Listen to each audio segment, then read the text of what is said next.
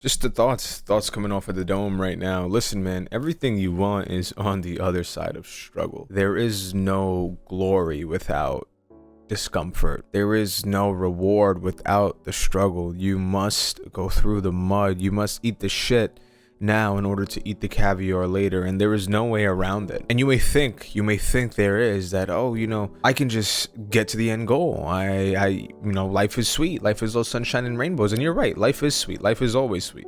No matter what you're going through, keeping a positive and optimistic mindset will undoubtedly help you get through whatever it is that you're going through. But struggle is a necessity. And I'm saying that from somebody who grew up without struggle, with the least amount of struggle. I didn't have to work a job growing up. My parents provided for me, and I'm grateful for all that. Because that was the case, I lacked the necessary skills in order to grow into the man that I am today. Leisure was my addiction, but currently I'm in a spot where I am struggling, and I am so grateful for the struggle.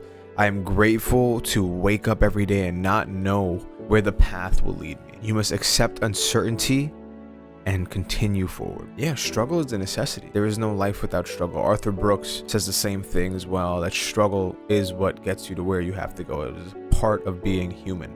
And this is with every aspect of life, whether it's fitness, physically related, mentally related, spiritually related, career focused, goal oriented. Doesn't matter where you define it, where you put it. Struggle is inevitable, and you must struggle in order to get what you want. And honestly, it is such a beautiful, beautiful feeling to come to terms with that. There is just this everlasting peace now within me that is unshakable, because I know that no matter what goes on in my external life, it is what it is. It's meant to be. I'm okay. I wake up every morning. I thank God for that. And I'm grateful for this life I've been given. And I do everything within my control. That's also the thing, is to do everything that you can control to the best of your ability. And do not worry. Do not give a single thought to the things that you cannot control. For example, when creatives set goals, and they set goals based off of arbitrary means, like numbers. Oh, I want to get this amount of subscribers. I want to make this amount of money. I want to get this amount of followers. It's like, you're not responsible for that.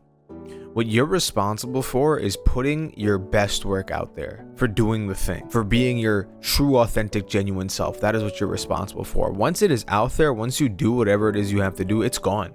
It's not in your control anymore. It is not within your grasp. It is outside of a realm you couldn't even imagine. It is for the creator, the divine, to guide.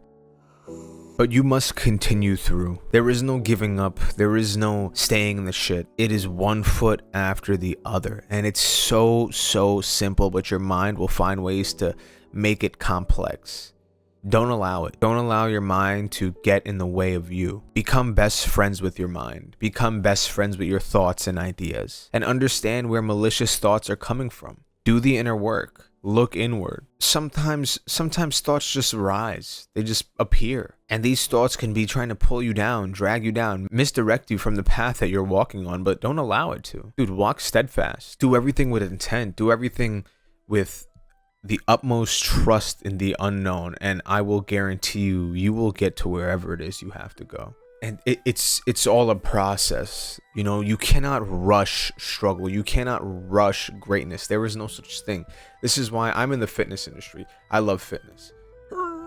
And I've been working out for about 8 years, right? And if you looked at me, it'd be like, 8 years? This guy doesn't even look like he's working out 8 years. Like, look at him, man. You working out 8 years? Yeah, I've been working out 8 years. But that's the beauty of it. The ups and downs, the challenges I faced. Like, you may look at me and be like, oh, look at this guy. He's been lifting weights for 8 years. He doesn't look like Chris Bumstead. You may not know the difficulties I went through. You may not know the journey I went through to get here. I stopped prioritizing hypertrophy training for a whole year, and I ended up running a marathon. I ran 2 marathons. So I lost size in order to do so. But at the end of it all, I understand that it is just a journey, that I will constantly be getting better, looking better. I may look worse at a certain point, but that's just something I have to accept. What I can control are the controllables, the tangible. And as long as I do so, I will get the results I want to get. Consistency every day, regardless of how you feel. And you must take rest. Remember, this is not some toxic hustle culture to just go. You must take rest. Rest is refueling. Rest is not balance where you go out and party and drink and do whatever it is. Indulge. Rest is not indulgence. No, rest is recovery. Rest is where you sit there and give your mind space. Rest is taking up as much space as possible. I'm just flowing right now. I'm just flowing. When you rest, it is not to get away from your struggles, to get away from your craft, your creativity, your obsessions, your passions. That's not what the rest is. No, it is to make room. It is to make room to go back and hammer those obsessions, hammer the passions, hammer their struggles with ruthless determination, ruthless perseverance, ruthless action. That is the rest. Action is what will get you out of struggle. And then once you are out, you will look back and be nothing but grateful for the things that you've experienced. And it's a cycle. That is life, and that will continue to be life, no matter what stage you are at. But the thing is that the challenges may get harder, yes, but you get a lot better at handling these challenges.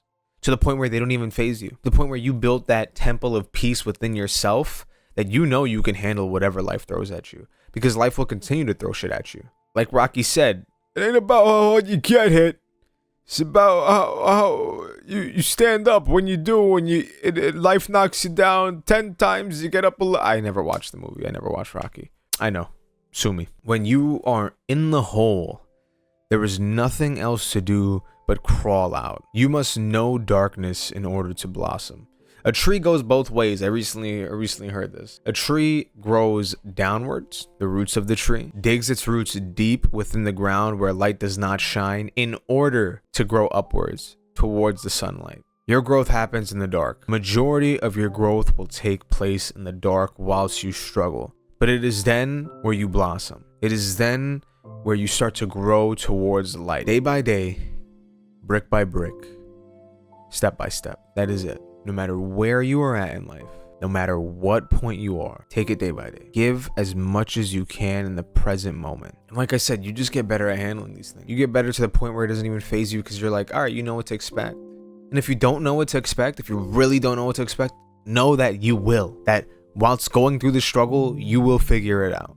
And that's it. That's all there is to it. Acceptance, gratitude, presence, intent, and love. Sugar, spice, and everything nice. Mixed in chemical X. Oh, so be it, the Powerpuff Girl. Always remember that there is light at the end of the tunnel. Love you, bye.